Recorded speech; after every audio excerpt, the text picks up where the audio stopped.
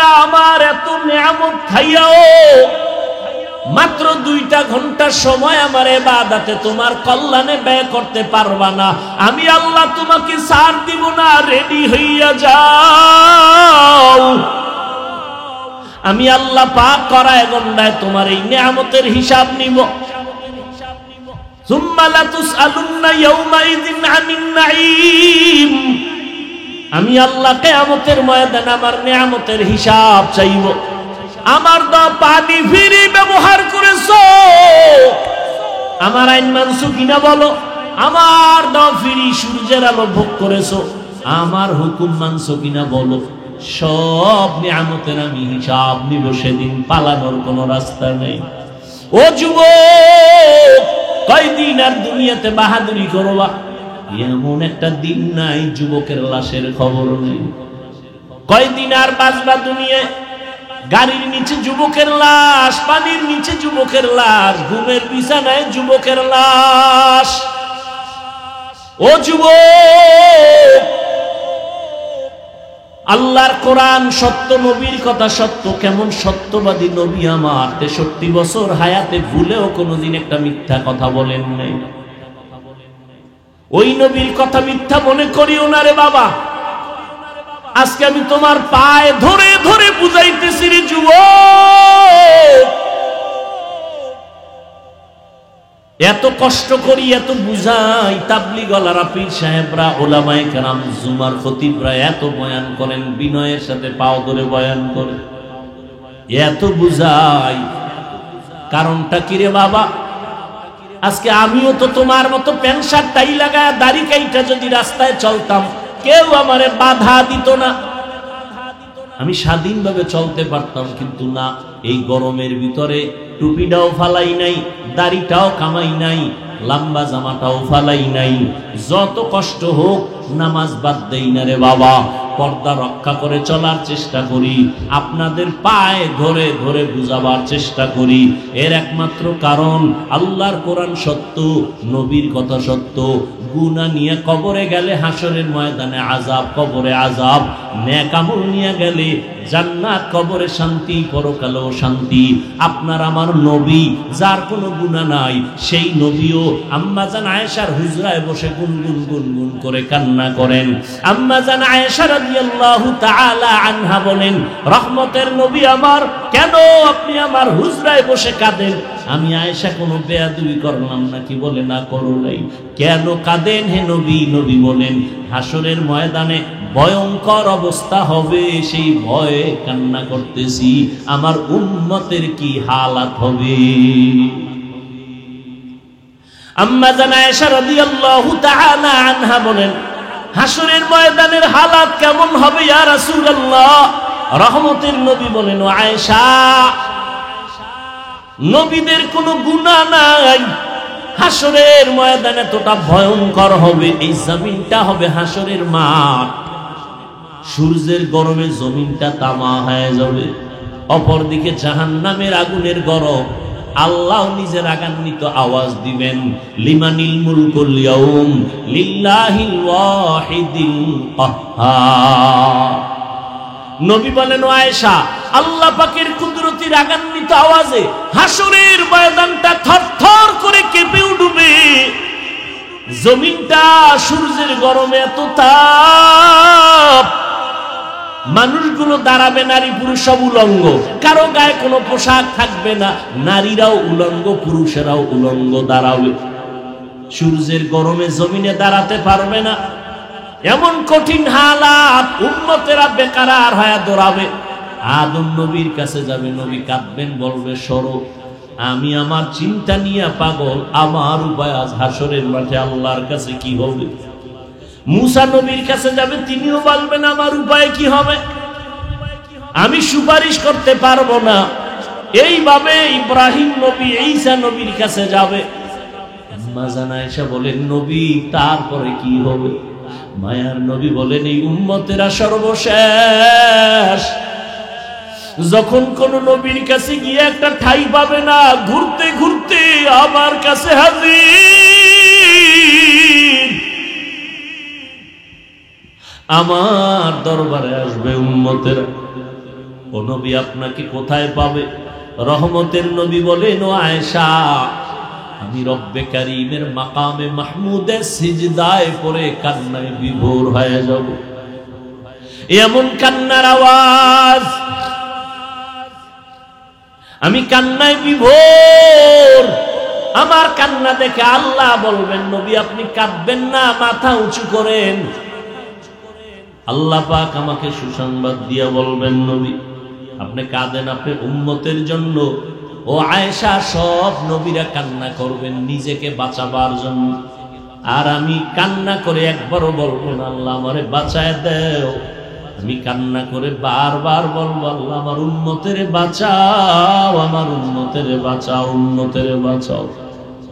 আল্লাহ বলবেন, নবী আপনি কাঁদবেন না, আপনি আপনার উম্মত গুলোকে বেছে বেছে জান্নাতের ময়দানের দিকে নিয়ে যান। আম্মা জান আয়েশা বলেন, নবী কি করবেন? বলেন, আমি মনের খুশিতে আমার উম্মত গুলো বাছাই করে করে আমার কাতারে নিয়ে যাব। আম্মা জান বলেন, কোটি কোটি কোটি সহস্র কোটি মানুষের মধ্যে চিনবেন কি করে আপনার উম্মত কারা? মায়ার নবী বলেন, ও আয়েশা, আমার উম্মতেরা যারা 5 ওয়াক্ত নামাজ আদায় করেছে ওযু বানাইয়া, কিয়ামতের ময়দানে ওযুর অঙ্গগুলো নূরের আলোতে ঝলমল করতে থাকবে। আমি দেখে দেখে আমার উম্মতগুলোকে আমার কাতারে নিয়ে হাউজে কাউসারের পানি আমার হাতে পান করাবো। লাইনে দাঁড়াবে আমার উম্মতেরা, কাউসারের পানি পান করাবো। হঠাৎ করে দেখবো আমার উম্মত লাইনে এখনো বাকি, মাঝখানে পর্দা। ও ফেরেশতারা, পর্দা দিলা কেন? ইয়া রাসূলুল্লাহ, এই উম্মত গুলো ভেজাল মার্কা উম্মত। আপনি দুনিয়া থেকে বিদায়ের পরে আর আপনার দ্বীনের মধ্যে বাড়ায়া কমায়া উল্টা পাল্টা করেছে, নবী আপনাকে মানে নাই।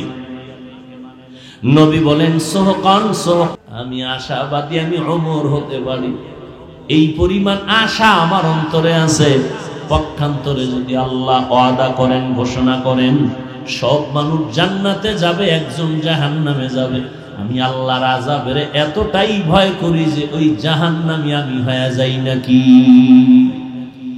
সাহাবায়ে কেরাম জান্নাতি হইয়াও জীবন ভর কান্নার আওয়াজ। ও যুবক, আজকে তাকায় দেখো, আমি এই কথা একবারও কিন্তু তোমাকে বলি নাই। আমগো মতো হুজুর হও, পাগড়ি লাগাও, একবারও কিন্তু বলি নাই। তুমি স্কুলে পড়ো, আল্লাহর শুকর পড়া বন্ধ করবা না। তুমি কলেজে পড়ো, পড়ো, চাকরি করো, ব্যবসা করো, বাধা নাই। তুমি ডাক্তার হও, ইঞ্জিনিয়ার হও, প্রফেসর হও, বাধা নাই। অনুরোধ, তবে মা বাবার সাথে বেয়াদবি করিয়া জীবন নষ্ট করবা না। তুমি আদবওয়ালা ডাক্তার হইও, আদর্শমান একজন ইঞ্জিনিয়ার হও, কপাল খুলে যাবে। তোমার আচরণে যেন আলেম কষ্ট না পায়, মা বাপ কষ্ট না পায়, মুরব্বীরা কষ্ট না পায়। কারণ মা বাবা, মুরব্বী, ওলামায়ে কেরামের কলিজার বরদোয়া লাগলে তোমার জীবন মরার আগেই ধ্বংসের পথে চলে যাবে। অতএব তুমি আদবওয়ালা ডাক্তার হইও, তোমার আচরণে যেন মায়ের কলিজা ঠান্ডা হয়। তোমার মতো যুবক এখনো তাকাইয়া দেখো, ডানে বামে স্কুলে পড়ে, কলেজে পড়ে, 5 বেলার নামাজ পড়ে, মিথ্যা বলবা না, সত্যটা স্বীকার করো, আছে না নাই? বালিশে মাথা লাগা একটু মনের প্রশ্ন করিও, তুমি কেন পারবা না? তোমার মতো যুবক রাস্তায় গাড়ি চালায়, ড্রাইভারি করে, নামাজ ছাড়ে না, তুমি কেন পারবা না রে বাবা? জীবনে চালাকি তো কম করলা না, জীবনে তো নামাজ কম ছাড়লা না, জীবনে তো আলেমদের বিরোধিতা কম করলা না, কিন্তু ফায়দা কি হইল তোমার? কি লাভ হইল তোমার? কই, তোমার তো কোনো লাভ হয় নাই, বরং তোমার মাও তোমার উপরে বেজার, তোমার বাবাও তোমার উপরে বেজার। কারণ ওই সন্তানটাই আলেমের বিরোধিতা করতে পারে যেই সন্তানটার উপরে মা বাবার বরদোয়া থাকে। মা বাবার বরদোয়া থাকলেই ওই সন্তান আলেমের বিরোধিতা করে, ইসলামের বিপক্ষে কথা বলে, মা বাবার বরদোয়া থাকার কারণে। আর মা বাবা যেই সন্তানটারে কলিজা দিয়া দোয়া করবে, ওই সন্তান ভিন্ন কারো সাথে চূড়ান্ত পর্যায়ের বেয়াদবি করতে পারবে না। আল্লাহ হেফাজতের ব্যবস্থা করবেন। কারণ হাদিসে স্পষ্ট নবী বলেন, যেই সন্তানের উপরে মা বাবা খুশি আমি আল্লাহও খুশি। লা ইয়াগুররান্নাকা তাকাল্লুবুল লাযীনা কাফারু ফিল বিলাদ মাতাউন কলিলুন সুম্মা মাওয়াহুম জাহান্নাম ওয়া বিইসাল মিহাদ।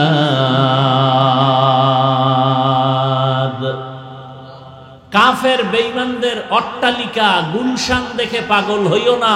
তুমি মুমিনের জন্য যেই বাড়িধারা গুলশান আল্লাহ বানায় রাখছেন, এমন সুন্দর যার কল্পনাও কোনোদিন অন্তর করে নাই, চোখ দেখে নাই, কান শুনে নাই, এমন জান্নাত আল্লাহ বানায় রাখছেন। জান্নাতি হইয়া যারা মরবে, ইন্তেকালের আগ মুহূর্তে জান্নাতের ছবিটা তাকে আল্লাহ দেখায় দিবেন। জান্নাতীরা তখন দেখে হাসতে হাসতে মৃত্যুর বিছানায় পড়ে যাবে।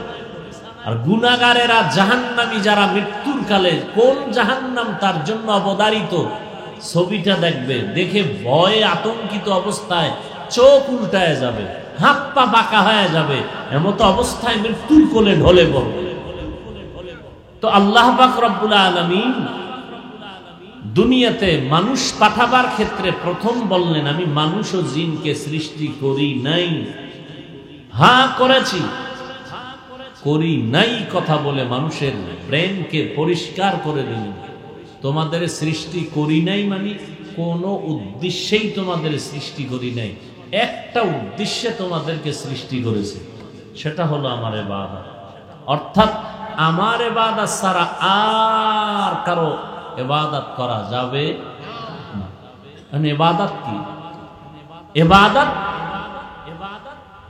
মানুষের জীবনের শুরু থেকে মৃত্যু পর্যন্ত যা করবে, যা বলবে সব ইবাদত। সব ঘুমাবেন ইবাদত, খানা খাবেন ইবাদত, খাবেন না তাও ইবাদত, বাজারে যাবেন ইবাদত, ডাক্তার হবেন ইবাদত। আমরা অনেকে মনে করি শুধু তাসবিহ টানা, নামাজ পড়া, রোজা রাখা এটা ইবাদত। ইবাদতের একটা অংশ নামাজ, ইবাদতের একটা অংশ রোজা। মানুষের পুরো জীবনটা ইবাদতের পর্দায় আটকানো। কান্না করবেন ইবাদত, হাসবেন তাও ইবাদত, নামাজ পড়েন এটা যেমন ইবাদত, নামাজ না পড়াটাও ইবাদত, রোজা রাখা যেমন ইবাদত, রোজা না রাখাটাও।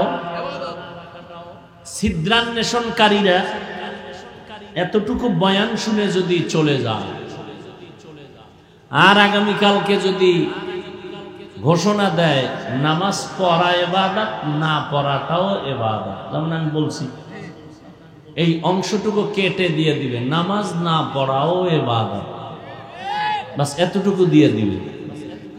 এরকম আমার প্রিয় কিছু বন্ধু আছে তো, থাকা ভালো, থাকা কি বলে তাবলীগের এত বাড়াইলো কে? আমি বললাম দুশ্মনের দুশ্মনী। কওমি মাদ্রাসা কমছে না বাড়ছে?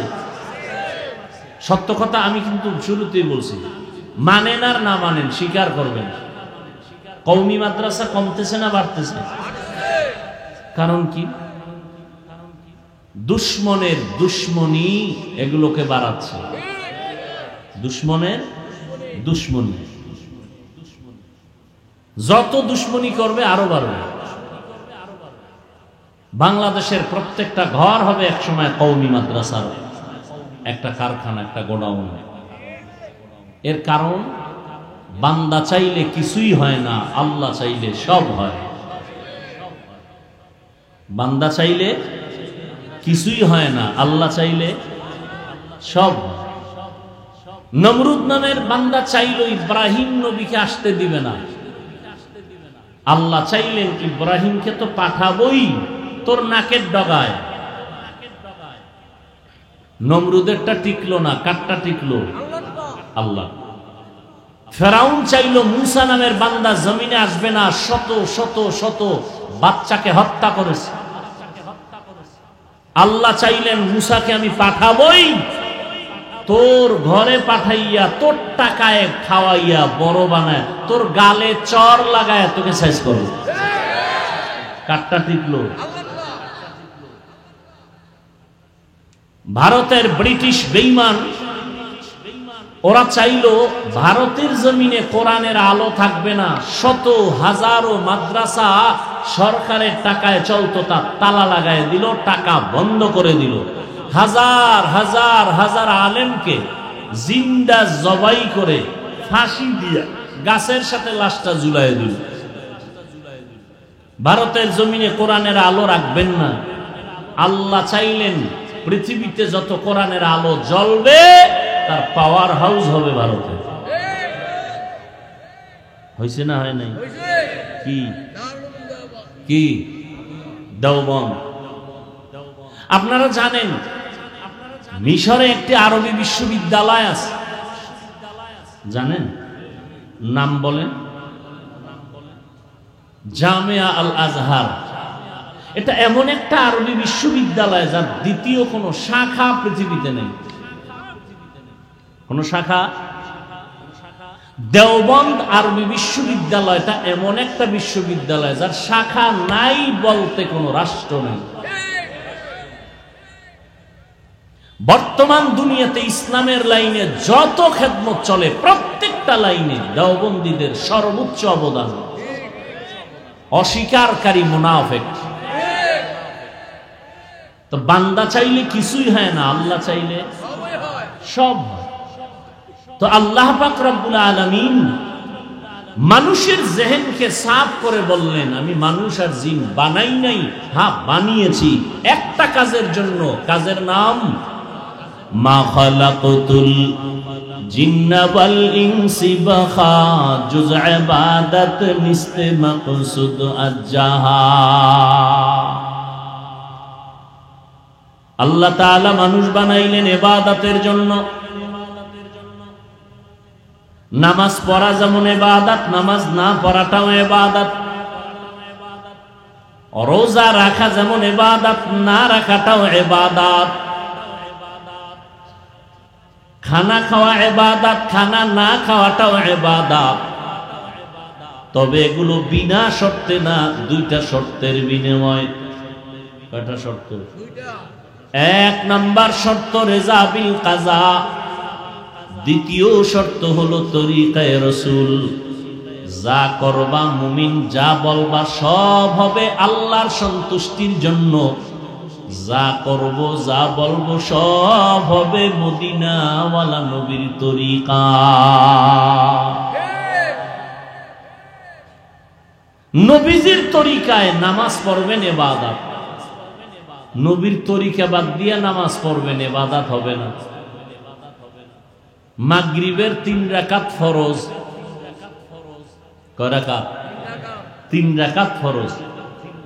একজন আল্লাহর বান্দা চিন্তা করলো 3 রাকাত ফরজ না পড়ে আরো 2টা সিজদা আল্লাহকে বাড়ায় দিয়া বেজোর রেখে লাভ কি? জোর বানায় নামাজটা পড়ি।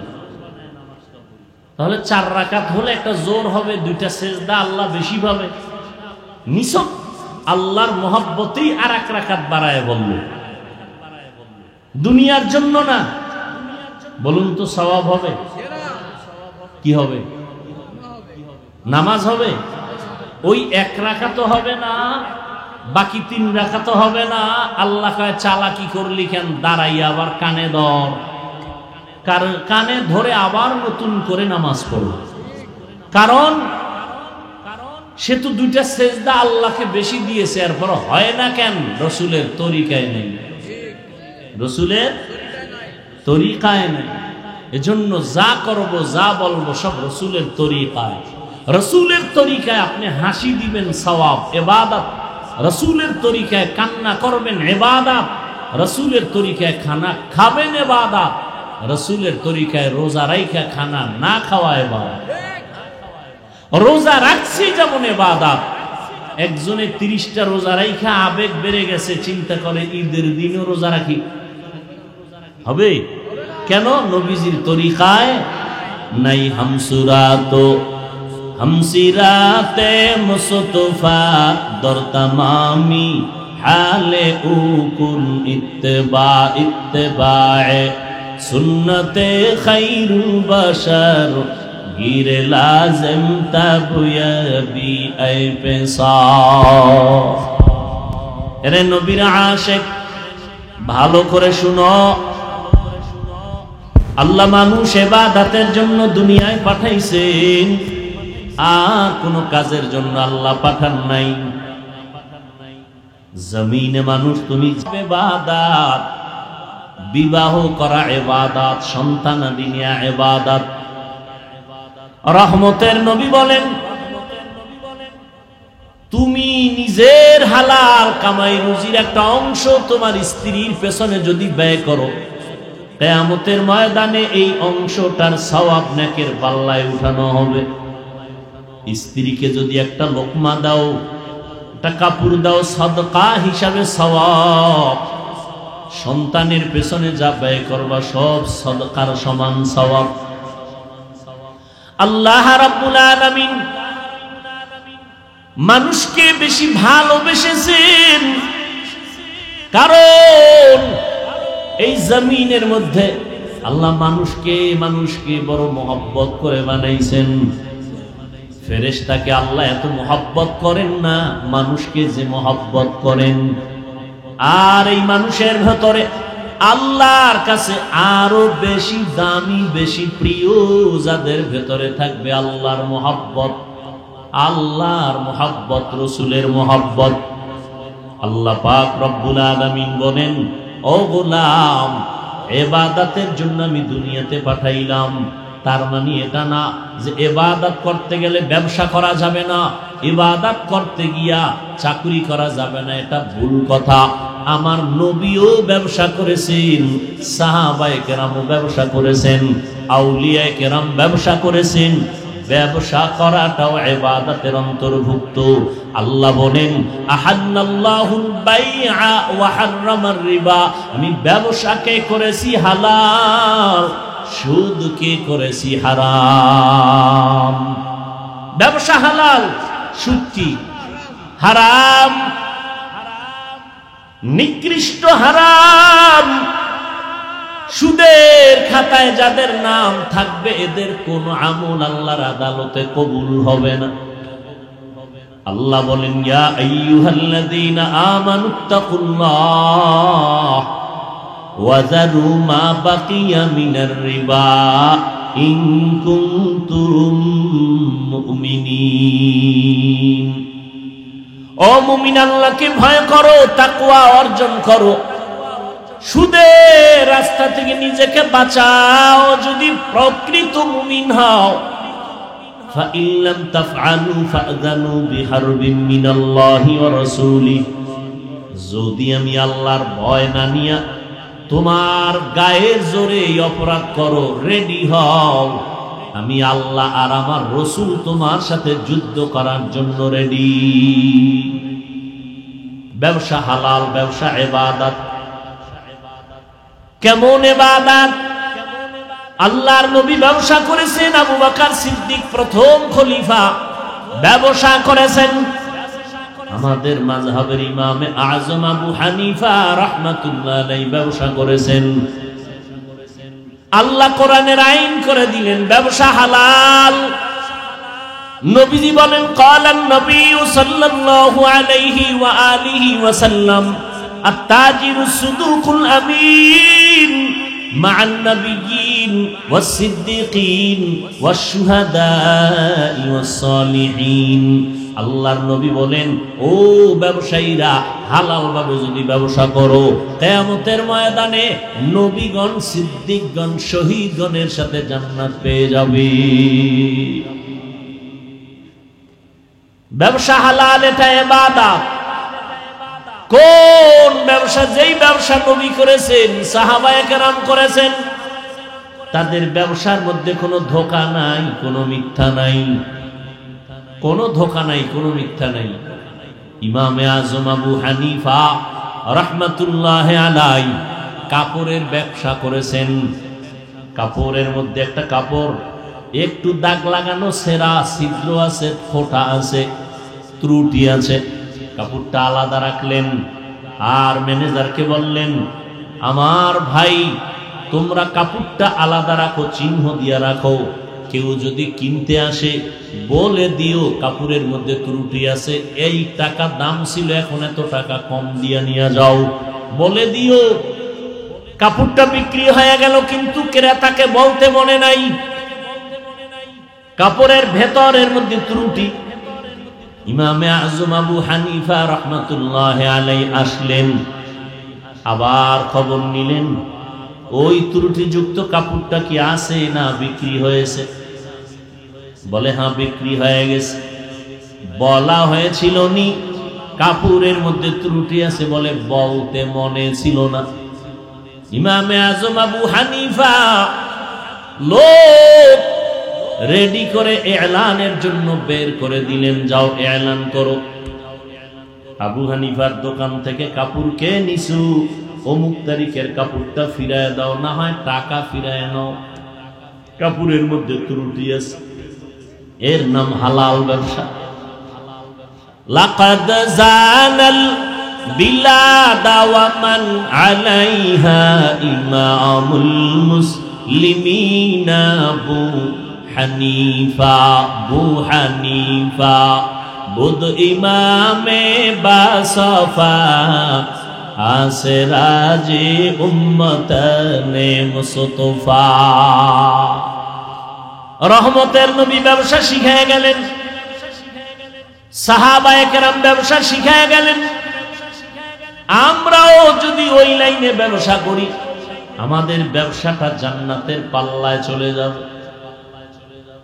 সাহাবায়ে কেরাম এই কাগজ লেখেন নাই, এই এলান করেন নাই, বিক্রি করা মাল ফেরত নেওয়া হয় না, বরং সাহাবায়ে কেরাম তথা নবীর আদর্শ তুমি লিখে দাও বিক্রি করা মাল ফেরত নেওয়া হয়।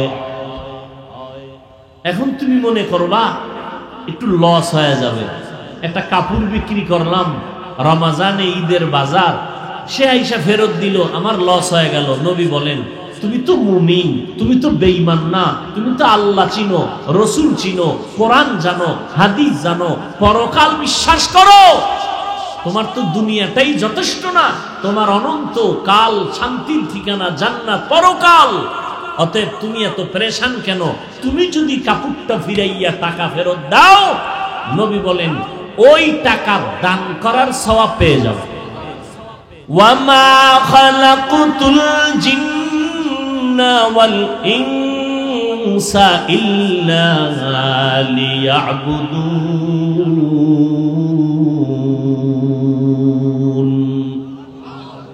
আল্লাহ মানুষ ও জিনকে ইবাদতের জন্য বানাইলেন। ঘুমাইবেন তাও ইবাদত, যদি নবীর তরিকায় হয়, নবীর তরিকায় ঘুম যাবেন তাও ইবাদত। নবী বলেন কোন মুমিন যদি এশার নামাজ পড়ে ঘুমিয়ে যায়, আবার ঘুম থেকে উঠে যদি আবার ফজরের নামাজ আদায় করে, নবী বলেন তুমি ঘুমাইয়া যেই সময়টা বিছানায় কাটাইছো ওই সময়টাও নেকের পাল্লায় ওজন দেওয়া হবে। আতিনা ফি দারে দুনিয়া না হাসান, আতিনা ফি দারে উকবা না হাসান, ইয়া গিয়াসাল মুস্তাগীসিন ইহদিনা লফতিখারা বিল উলুমে ওয়াল গিনা। হর গোরি দে নেকো তু তৈয়ার হ্যায়, जो न मांगे उससे तू बेजार है। ঘুমটাও ইবাদত, বাথরুমে যাবেন তাও ইবাদত, সওয়াব হবে, গুনাহ হবে না।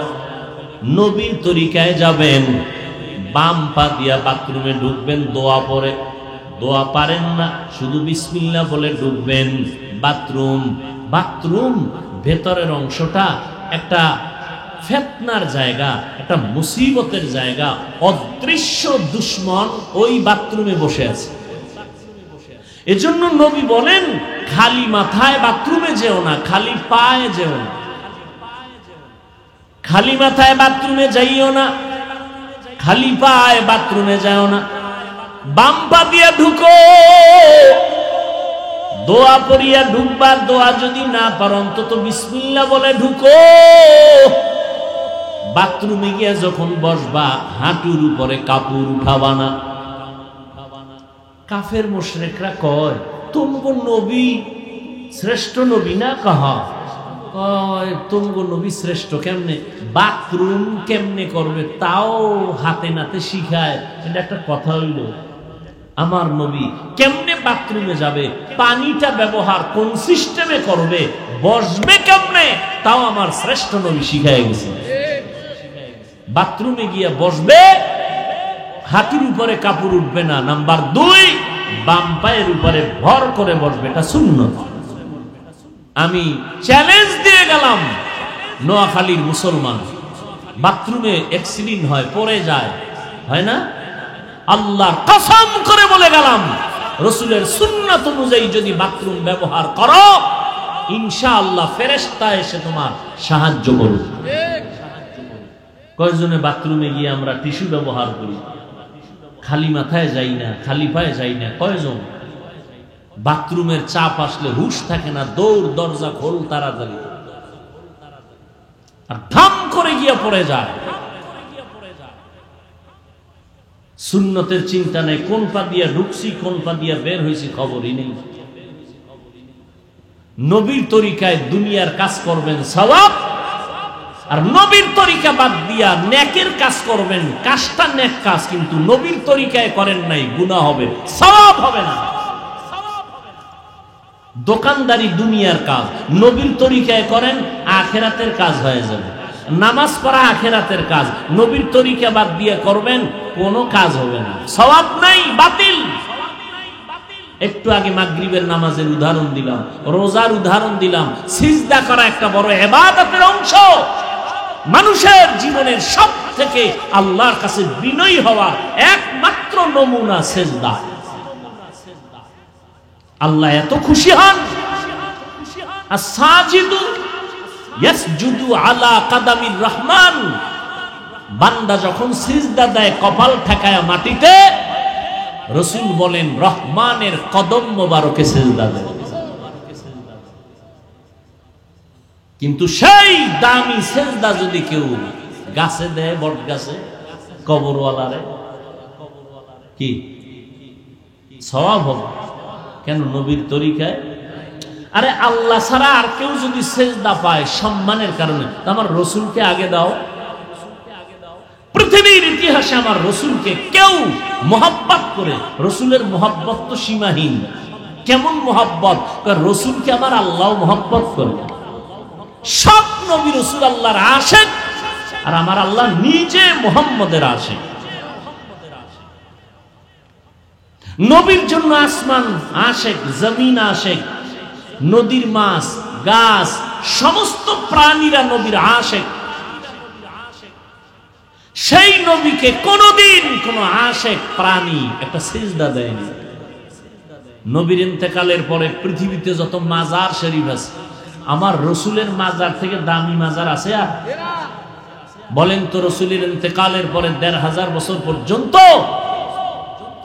একটা সিজদা রাসূলের রওজায় গিয়ে কেউ দিছে প্রমাণ? তাহলে আমার রাসূল দামি, শ্রেষ্ঠ, যার কোনো তুলনা নাই। সিজদা দিলে যদি আল্লাহ খুশি হয় আল্লাহ ছাড়া আরেকজনকে, তো রাসূলকে আগে দাও। আর যদি মনে করো রাসূলকে দেওয়া যাবে না, তো পৃথিবীর ভিন্ন কাউকেও দেওয়া যাবে না। हकीकत से तो दुनिया बेखबर है, दुनिया की नुमाइश पर नजर है। এরে আল্লাহর বান্দারা, ভালো করে বুঝো, ইবাদতের জন্য আল্লাহ আমাকে পাঠাইছেন। আমার কাজ হলো আল্লাহর আনুগত্য করা, গোলামি করা। এখন আমার ঘুমের দরকার, খানার দরকার, পানির দরকার। আল্লাহ বলেন তোর কোনো পেরেশানি নাই, আমি সব কুদরতি ভাবে আয়োজন করে দিলাম। তোর পানি লাগবে দিলাম ফ্রি, বাতাস লাগবে দিলাম ফ্রি, তোর যেটা বেশি প্রয়োজন সেটা আমি ফ্রি করে দিলাম। লবণ আমগো বেশি প্রয়োজন না স্বর্ণ? কথা কেন? এই জন্য লবণের দাম কম না স্বর্ণের থেকে বেশি? কম না? যেই জিনিস বেশি প্রয়োজন এটার দাম কম। আল্লাহ কুদরতি ভাবে আমাকে বাতাসের বেশি প্রয়োজন, ফ্রি। পানির প্রয়োজন, ফ্রি। সূর্যের আলো না থাকলে অন্ধকার, ফ্রি। আল্লাহ পাক সবকিছু জিনকে দেয় নাই, মানুষের জন্য দিয়েছেন। জমিন বিচরণ করো, ফ্রি। গাছের ফল খাও, ফ্রি। নদীর মাছ খাও, ফ্রি। আল্লাহ সব আমাদেরকে দিয়ে দিলেন, সব হালাল করে দিলেন। আল্লাহ বিনিময়ে কিছু চান না। দুনিয়ার মেধাওয়ালারা, ইঞ্জিনিয়ার সাহেবরা মেধা খাটাইয়া আল্লাহর দেওয়া সূর্যের আলোটারে মেশিন দিয়া কন্ট্রোলিং পাওয়ারে নিয়া নতুন করে এটাকে আবার বিদ্যুৎ উৎপাদন করেছে, সৌর বিদ্যুৎ ঘরে ঘরে দিয়া মাসে মাসে টাকা নেয়। আল্লাহ কয়, তুমি আমার সূর্যের আলো নিয়ে যে টাকা খাও, আমার সূর্য যে ফ্রি দিলাম, বছরে 5 টাকাও যদি চাইতাম তাহলে দুনিয়াতে কোনো ধনীও বেঁচে থাকার উপায় ছিল না। আমি সূর্যের আলো দিলাম ফ্রি, চাঁদের আলো দিলাম ফ্রি, বাতাস দিলাম ফ্রি, সব ফ্রি দিলাম, বিনিময় কিচ্ছু চাই নাই। বিনিময় কিছুই চাই নাই, ঠিক। কিন্তু আমি চাইছি এতটুকু, তুমি তোমার কল্যাণে কিছু কাজ করো। কি? ইবাদত। ইবাদত মানে সবসময় জিকির, তাসবিহ, নামাজ না।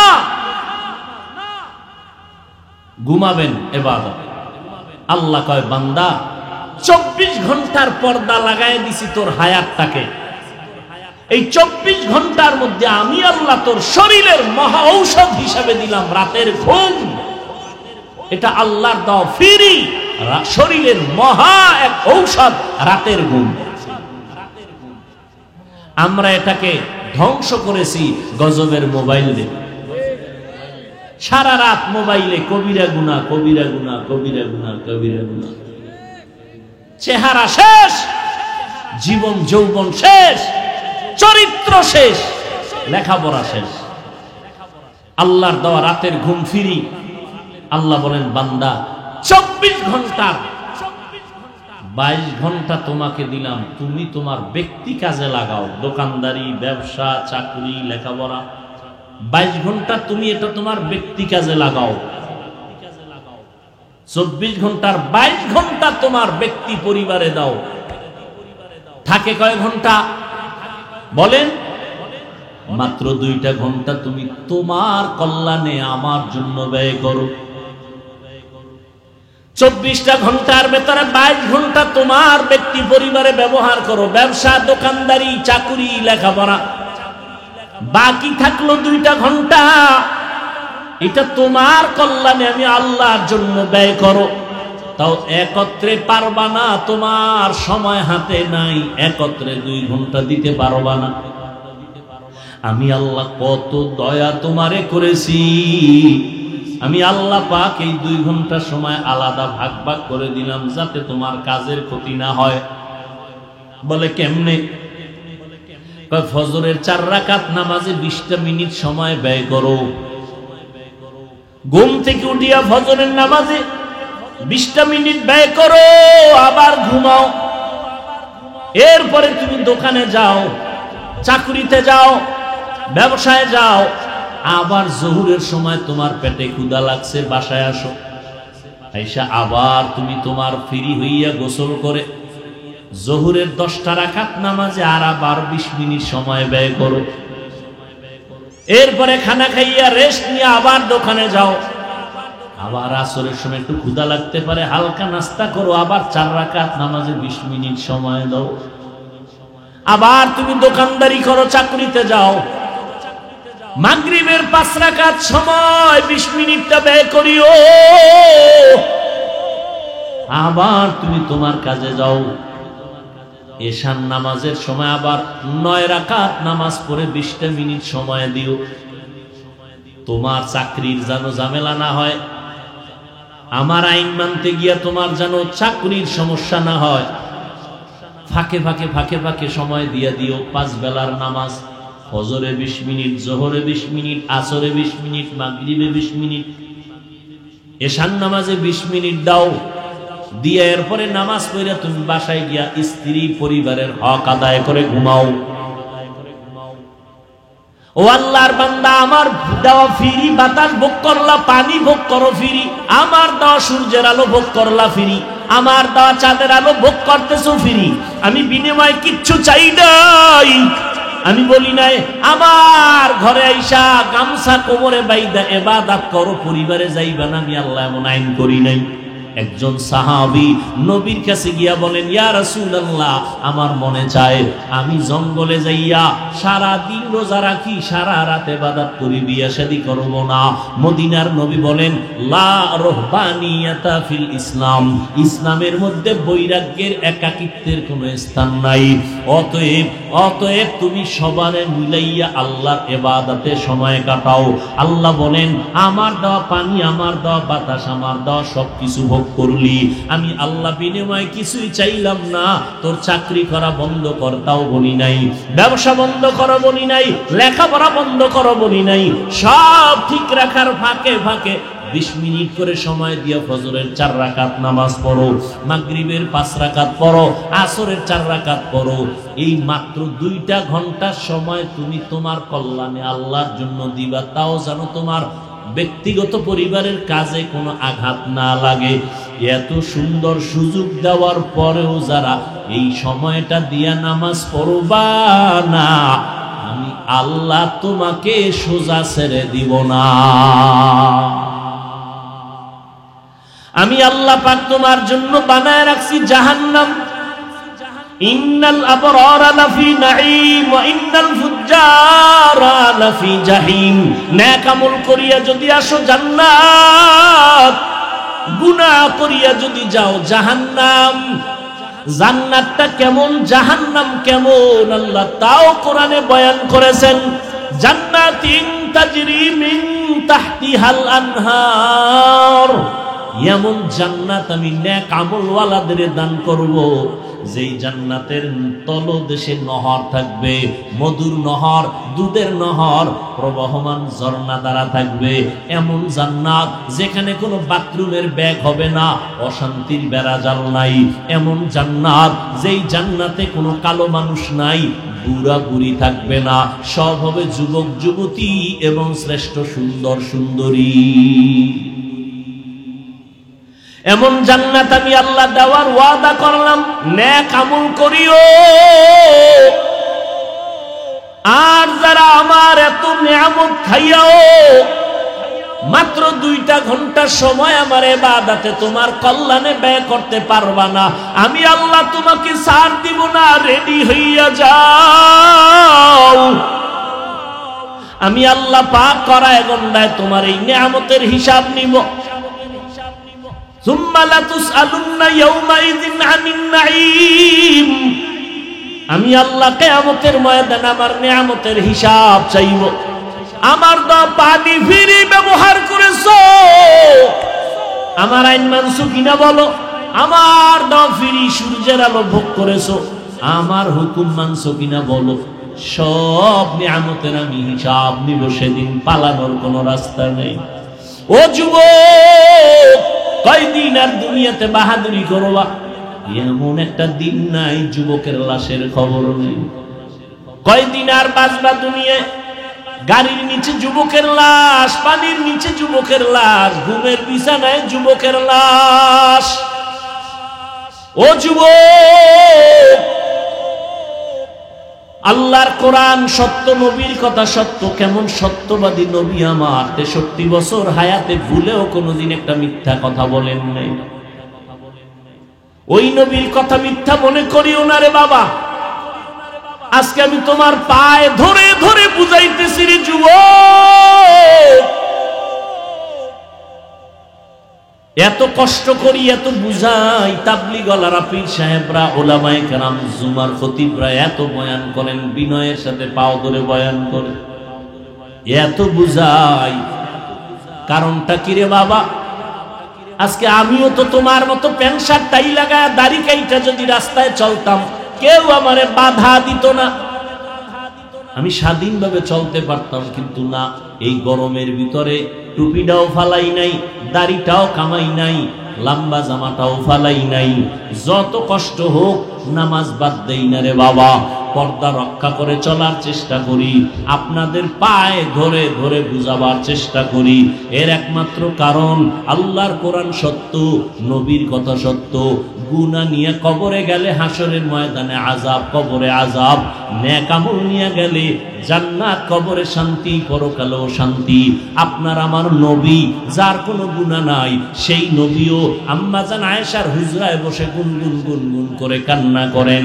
আম্মা জান আয়েশা রাদিয়াল্লাহু তাআলা আনহা বলেন, রহমতের নবী আমার, কেন আপনি আমার হুজরায় বসে কাঁদেন? আমি আয়েশা কোনো বেয়াদবি করলাম নাকি? বলে না, করো নাই। কেন কাঁদেন হে নবী? নবী বলেন, হাসরের ময়দানে ভয়ঙ্কর অবস্থা হবে, সেই ভয়ে কান্না করতেছি, আমার উম্মতের কি হালাত হবে। আম্মা জান আয়েশা রাদিয়াল্লাহু তাআলা আনহা বলেন, হাসরের ময়দানের হালাত কেমন হবে ইয়া রাসূলুল্লাহ?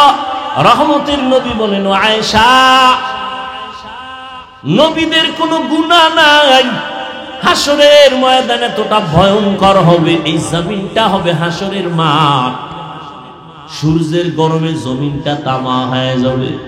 অপরদিকে জাহান্নামের আগুনের গরম, আল্লাহ নিজের রাগান্বিত আওয়াজ দিবেন, লিমানিল মুলকুল ইয়াউম লিল্লাহিল ওয়াহিদিল কাহ্হার। নবী বলেন, ও আয়েশা, আল্লাহ পাকের কুদরতি রাগান্বিত আওয়াজে হাসরের ময়দানটা থরথর করে কেঁপে উঠবে, জমিনটা সূর্যের গরমে এত তাপ, মানুষগুলো দাঁড়াবে, নারী পুরুষ সব উলঙ্গ, কারো গায়ে কোনো পোশাক থাকবে না, নারীরাও উলঙ্গ, পুরুষেরাও উলঙ্গ দাঁড়াবে, সূর্যের গরমে জমিনে দাঁড়াতে পারবে না, এমন কঠিন হালাত, উম্মতেরা বেকারার হয়ে দৌড়াবে। আদম নবীর কাছে যাবে, নবী কাঁদবেন, বলবে, সরো, আমি আমার চিন্তা নিয়ে পাগল, আমার উপায় আজ হাসরের মাঠে আল্লাহর কাছে কি হবে। মুসা নবীর কাছে যাবে, তিনিও বলবেন, আমার উপায় কি হবে, আমি সুপারিশ করতে পারবো না। এইভাবে ইব্রাহিম নবী, ঈসা নবীর কাছে যাবে। আম্মা জান আয়েশা বলেন, নবী তারপরে কি হবে? মায়ার নবী বলেন, এই উম্মতেরা সর্বশেষ, যখন কোন নবীর কাছে গিয়ে একটা ঠাই পাবে না, ঘুরতে ঘুরতে আমার কাছে হাজির, আমার দরবারে আসবে উম্মতেরা। ও নবী, আপনাকে কোথায় পাবে? রহমতের নবী বলেন, ও আয়েশা, আমি রব্বে কারীমের মাকামে মাহমুদে সিজদায় পড়ে কান্নায় বিভোর হয়ে যাব। এমন কান্নার আওয়াজ, আমি কান্নায় বিভোর। আমার কান্না দেখে আল্লাহ বলবেন, নবী আপনি কাঁদবেন না, মাথা উঁচু করেন। আল্লাহ পাক আমাকে সুসংবাদ দিয়া বলবেন, নবী আপনি কাঁদেন, আপনি উম্মতের জন্য। ও আয়েশা, সব নবীরা কান্না করবেন নিজেকে বাঁচাবার জন্য, আর আমি কান্না করে একবারও বলবো না আল্লাহ আমারে বাঁচায় দেও। আমি কান্না করে বারবার বলবো, আল্লাহ আমার উম্মতের বাঁচাও, আমার উম্মতের বাঁচাও, উম্মতের বাঁচাও। আল্লাহ বলবেন, নবী আপনি কাঁদবেন না, আপনি আপনার উম্মত গুলোকে বেছে বেছে জান্নাতের ময়দানের দিকে নিয়ে যান। আম্মা জান আয়েশা বলেন, নবী কি করবেন? বলেন, আমি মনের খুশিতে আমার উম্মত গুলো বাছাই করে করে আমার কাতারে নিয়ে যাব। আম্মা জান বলেন, কোটি কোটি কোটি সহস্র কোটি মানুষের মধ্যে চিনবেন কি করে আপনার উম্মত কারা? মায়ার নবী বলেন, ও আয়েশা, আমার উম্মতেরা যারা 5 ওয়াক্ত নামাজ আদায় করেছে ওযু বানাইয়া, কিয়ামতের ময়দানে ওযুর অঙ্গগুলো নূরের আলোতে ঝলমল করতে থাকবে। আমি দেখে দেখে আমার উম্মতগুলোকে আমার কাতারে নিয়ে হাউজে কাউসারের পানি আমার হাতে পান করাবো। লাইনে দাঁড়াবে আমার উম্মতেরা, কাউসারের পানি পান করাবো। হঠাৎ করে দেখবো আমার উম্মত লাইনে এখনো বাকি, মাঝখানে পর্দা। ও ফেরেশতারা, পর্দা দিলা কেন? ইয়া রাসূলুল্লাহ, এই উম্মতগুলো ভেজাল মার্কা উম্মত, আপনি দুনিয়ার থেকে বিদায়ের পরে আর আপনার দ্বীনের মধ্যে বাড়ায়া কমায়া উল্টা পাল্টা করেছে, নবী আপনাকে মানে নাই। নবী বলেন সোহকান সোহক, আমি আশাবাদী, আমি ওমর হতে পারি, এই পরিমাণ আশা আমার অন্তরে আছে। পক্ষান্তরে যদি আল্লাহ ওয়াদা করেন, ঘোষণা করেন সব মানুষ জান্নাতে যাবে, একজন জাহান্নামে যাবে, আমি আল্লাহর আযাবের এতটাই ভয় করি যে ওই জাহান্নামী আমি হয়ে যাই নাকি। সাহাবায়ে কেরাম জান্নাতি হইয়াও জীবন ভর কান্নার আওয়াজ। ও যুবক, আজকে তাকায় দেখো, আমি এই কথা একবারও কিন্তু তোমাকে বলি নাই। আমগো মতো হুজুর হও, পাগড়ি লাগাও, একবারও কিন্তু বলি নাই। তুমি স্কুলে পড়ো, আল্লাহর শুকর, পড়া বন্ধ করবা না। তুমি কলেজে পড়ো, পড়ো, চাকরি করো, ব্যবসা করো, বাধা নাই। তুমি ডাক্তার হও, ইঞ্জিনিয়ার হও, প্রফেসর হও, বাধা নাই। অনুরোধ, তবে মা বাবার সাথে বেয়াদবি করিয়া জীবন নষ্ট করবা না। তুমি আদর বলা ডাক্তার হইও, আদর্শ মানে একজন ইঞ্জিনিয়ার হও, কপাল খুলে যাবে। তোমার আচরণে যেন আলেম কষ্ট না পায়, মা বাপ কষ্ট না পায়, মুরব্বীরা কষ্ট না পায়। কারণ মা বাবা, মুরব্বী, ওলামায়ে কেরামের কলিজার বরদোয়া লাগলে তোমার জীবন মরার আগেই ধ্বংসের পথে চলে যাবে। অতএব তুমি আদো বলা ডাক্তার হইও, তোমার আচরণে যেন মায়ের কলিজা ঠান্ডা হয়। তোমার মতো যুবক এখনো তাকাইয়া দেখো, ডানে বামে স্কুলে পড়ে, কলেজে পড়ে, 5 বেলার নামাজ পড়ে, মিথ্যা বলবা না, সত্যটা স্বীকার করো, আছে না নাই? বালিশে মাথা লাগা একটু মনের প্রশ্ন করিও, তুমি কেন পারবা না? তোমার মতো যুবক রাস্তায় গাড়ি চালায়, ড্রাইভারি করে, নামাজ ছাড়ে না, তুমি কেন পারবা না রে বাবা? জীবনে চালাকি তো কম করলা না, জীবনে তো নামাজ কম ছাড়লা না, জীবনে তো আলেমদের বিরোধিতা কম করলা না, কিন্তু ফায়দা কি হইল তোমার? কি লাভ হইল তোমার? কই, তোমার তো কোনো লাভ হয় নাই, বরং তোমার মাও তোমার উপরে বেজার, তোমার বাবাও তোমার উপরে বেজার।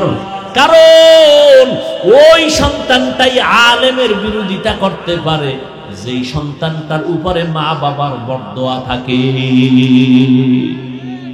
মা বাবার বরদোয়া থাকলেই ওই সন্তান আলেমের বিরোধিতা করে, ইসলামের বিপক্ষে কথা বলে, মা বাবার বরদোয়া থাকার কারণে। আর মা বাবা যেই সন্তানটারে কলিজা দিয়া দোয়া করবে, ওই সন্তান ভিন্ন কারোর সাথে চূড়ান্ত পর্যায়ের বেয়াদবি করতে পারবে না। আল্লাহ হেফাজতের ব্যবস্থা করবেন। কারণ হাদিসে স্পষ্ট নবী বলেন, যেই সন্তানের উপরে মা বাবা খুশি, আমি আল্লাহ খুশি। ও যুবক, তোমার মতো যুবক তাকায় দেখো, কৃষি কাজ করে, নামাজ ছাড়ে না। তোমার মতো যুবক র্যাব, আর্মি, পুলিশ, বিডিআরের চাকরি করে, নামাজ ছাড়ে না। বলো তুমি কেন পারবা না? আমরা যারা নামাজ পড়ি, রোজা রাখি, দাড়ি রাখলাম, কই? সমস্ত বিধর্মীরা আমাদের দুশ্মনী করে, এমনকি কিছু নামদারি মুসলমানেরাও আমাদের পিছনে লেগে আছে, বিরোধিতা করে। আলহামদুলিল্লাহ, এরপরেও তো আমগো সম্মান কমে নাই, কমছে। করোনার ভেতরে স্কুল বন্ধ, কলেজ বন্ধ, ট্রেন বন্ধ, ফ্যাক্টরি বন্ধ, দোকান বন্ধ, সব দুনিয়া স্তব্ধ হয়ে গেল। আল্লাহর কসম, ইতিহাস ভুলে যাইও না, কোরআনের একটা মাদ্রাসাও বন্ধ হয় নাই। একজন আলেম পাইবা না যে করোনায় অসহায় হইয়া কোথাও ভিক্ষা করেছে আর বলছে আমার মেয়ে ছেলে নিয়ে কি খাবো, টাকা দাও। একজন আলেমও পাইবা না কষ্ট করেছে কিন্তু কারো কাছে বলে নেই। রাতের গভীরে তাহাজ্জুদে কান্না করে বলছে, আল্লাহ রিজিকের ফয়সালা করো, অল্প যদি হয় বরকত তুমি বাড়ায় দাও। বরকত বুঝুনি রে কপাল ভরা মুসলমান, তুমি 3 প্লেট খাইলেও তোমার পেটের ক্ষুধা নিবারণ হয় না, আর একজনে আধা প্লেট খাইলেও পেটের ক্ষুধা থাকে না, এর নাম বরকত। তোমার একা লাগে 3 প্লেট, আর বরকতি খানা 1 প্লেট দিয়া 5 জনের পেট ভরে যায়। এটা কেমনে সম্ভব? আমার মাওলার কুদরতে সম্ভব। তুমি দেখো না, ইফতারির বাকি আছে আধা ঘন্টা, সামনে ইফতারি রেডি, 10 জনার আইটেম, শরবত, পানি, 10 জনের ইফতারি, 10টা লোক দাঁড়ানো, কিন্তু মনে মনে এমন পিপাসা লাগছে, ক্ষুধা এমন, মন গেছে খারাপ হইয়া 10 জনের যা দিছে তো আমার একা লাগবে। মনে মনে কয় 2-1টা এখানে চলে যেত, তাহলে 2 প্লেট বেশি হইতাম। কিন্তু আমার মালিকের বরকত দেখো, শরবতের গ্লাসটা টান দিয়া বিসমিল্লাহ বলে যখন শরবত পান করলো, নিজের প্লেটের ইফতারিও খাওয়ার ক্ষুধা থাকে না। কাদের কুদরত দারি বরকামাল, আনতা রব্বি আনতা হাসবি জুল জালাল। ওরে সারা দুনিয়ার মানুষ যদি আমাকে গালি দেয়, কোনো দুঃখ নাই, আমার আল্লাহ যদি আমাকে ভালোবাসেন।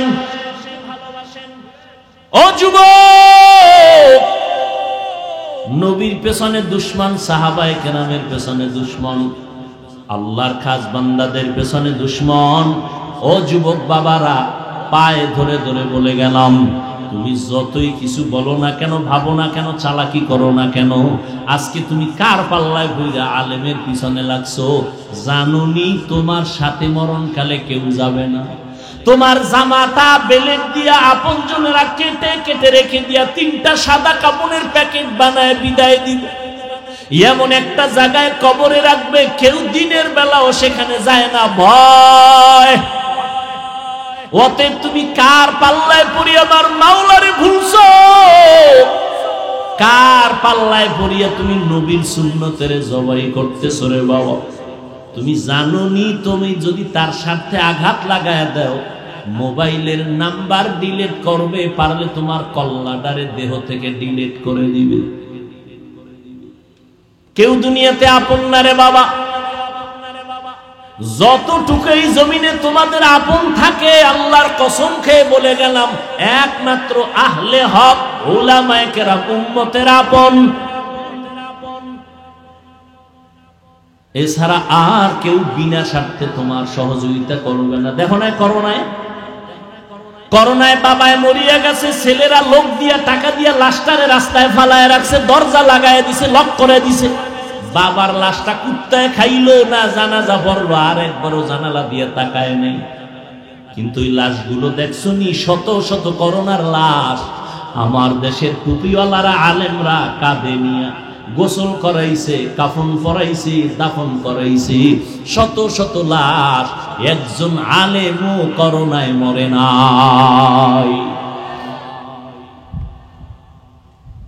ও যুবক, এতক্ষণ যে বয়ান করলাম, একবারও কিন্তু বলি না আমার মতো 5 কল্লি লাগাও, না হয় জাহান্নামে যাইবা, তাবলীগ না করলে জাহান্নামে যাইবা, কওমি মাদ্রাসায় না পড়লে জাহান্নামে যাইবা, একবারও বলি না রে বাবা। বরং আমি তোমাকে আশ্বাস দিয়ে গেলাম, কলিজা দিয়ে দোয়া করে গেলাম, স্কুলে পড়ো, কলেজে আসো থাকো, ভার্সিটিতে আসো থাকো, ডাক্তার হও, দোয়া করে গেলাম আল্লাহ তোমাকে ডাক্তার বানাক, ইঞ্জিনিয়ার হইও, তুমি একজন প্রফেসর হও, তবে আমার দাবি একটা, বেয়াদব হইবা না। তোমার ব্যবহারে যেন কোনোদিন মা বাপ কষ্ট না পায়, আলেম কষ্ট না পায়। ও যুবক, তুমি মনে করো আমি তোমার দুশমন, আসো কাছে আসো, 2 দিন ঘুরো, দেখবা তুমি আমার মতো বন্ধু আর কাউকে পাবা না। ও আল্লাহর বান্দারা, তোমার সাথে আমার তো কোনো দুশমনি নাই, তুমি আমারটা খাও না, আমি তোমারটাও খাইয়া পড়া চলি না। আল্লাহর মোহাব্বত নিয়ে ভালোবাসি, মোহাব্বত করি। ও আল্লাহর বান্দার পরেও যদি তোমার অন্তরে কিছু থাকে, আমার সামনে আইসা বলো। পেছনে পেছনে কেন চিৎকার দাও? পেছনে পেছনে কেন লেখালেখি করো? এই লেখার দ্বারা তোমার গুনার পাল্লা ভারী হয়, কিন্তু তাবলীগের ক্ষতি হয় না, কওমিওয়ালাদের ক্ষতি হয় না, আলেমদের ক্ষতি হয় না। আল্লাহ হেফাজতের মালিক।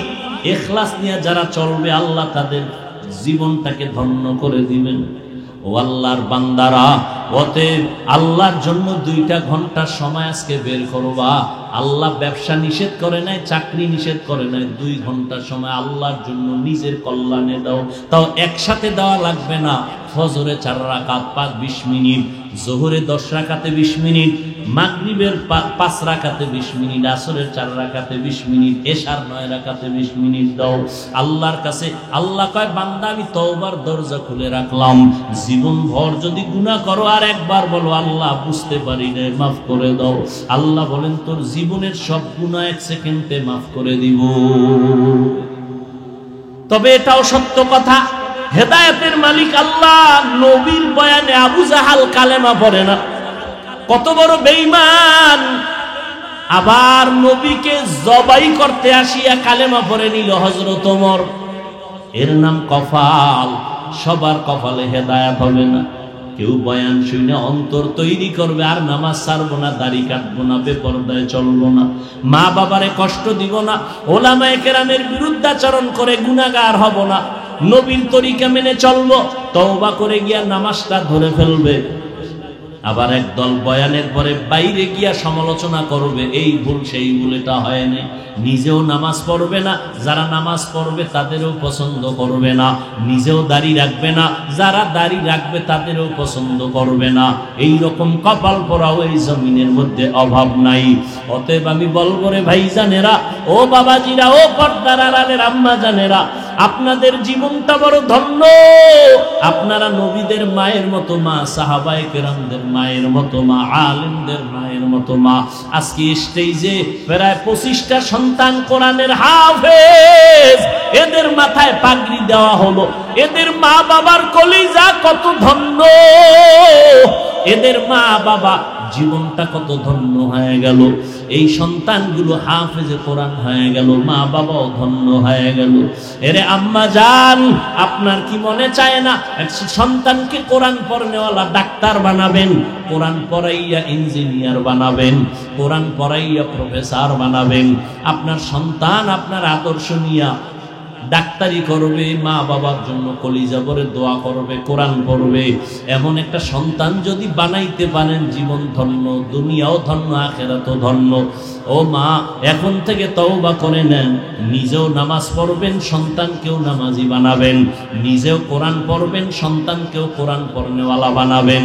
ওলামায়ে কেরামের দোয়া নেওয়াইতে থাকবেন, কপাল খুলে যাবে রে মা। স্বামীর মাল হেফাজত করবেন, সন্তানগুলোকে আমানতের সাথে আদর্শওয়ালা বানাবেন। এখন থেকে তওবা করেন। বৃদ্ধ বাবাজিরা আপনারাও তওবা করেন, যুবক বাবারাও তওবা করে নাও। জীবনে নামাজ ছাড়বা না, বেপরদায় চলবা না, মা বাবারে কষ্ট দিবা না। ওলামায়ে কেরামের পরামর্শ নিয়ে নবীর তরিকা মানিয়া জীবন চালাইবা। জীবনে আল্লাহকে বেজার করবা না। তওবা করার মতো যদি নিয়ত হয়, মুনাফিকি দুর্বলতা যদি অন্তরে না থাকে, দুটো হাত আমার আল্লাহকে দেখায় দাও। আয় আল্লাহ, হাতগুলো কবুল করে নেন, তওবা কবুল করে নেন। তওবার উপরে মজবুত হইয়া চলার মতো তৌফিক আমাদের দান করে দেন, আমিন। আলহামদুলিল্লাহি রাব্বিল আলামিন, ওয়াসসালাতু ওয়াসসালামু আলা সাইয়্যিদিল আমবিয়াই ওয়াল মুরসালিন ওয়া আলা আলিহি ওয়া আসহাবিহি আজমাইন। ইয়া আরহামার রাহিমিন, ইয়া আরহামার রাহিমিন, ইয়া আরহামার রাহিমিন। রব্বিরহামহুমা কামা রব্বায়ানি সগীরা। আল্লাহুম্মা ইন্নাকা আফুউন কারীম তুহিব্বুল আফওয়া ফা'ফু আন্না। আল্লাহুম্মা ইন্না নাসআলুকা রিযাকা ওয়াল জান্নাহ ওয়া নাউযু বিকা মিন সাখাতিকা ওয়ান নার। اللهم إنا نعوذ بك من البرص والجنون والجذام وسيء الأسقام. ربنا ظلمنا أنفسنا وإن لم تغفر لنا وترحمنا لنكونن من الخاسرين. ربنا آتنا في الدنيا حسنة وفي الآخرة حسنة وقنا عذاب النار. ও দয়ার মালিক, প্রচন্ড গরমের ভেতরে দিনের এই ময়দানে আমরা হাত তুলেছি,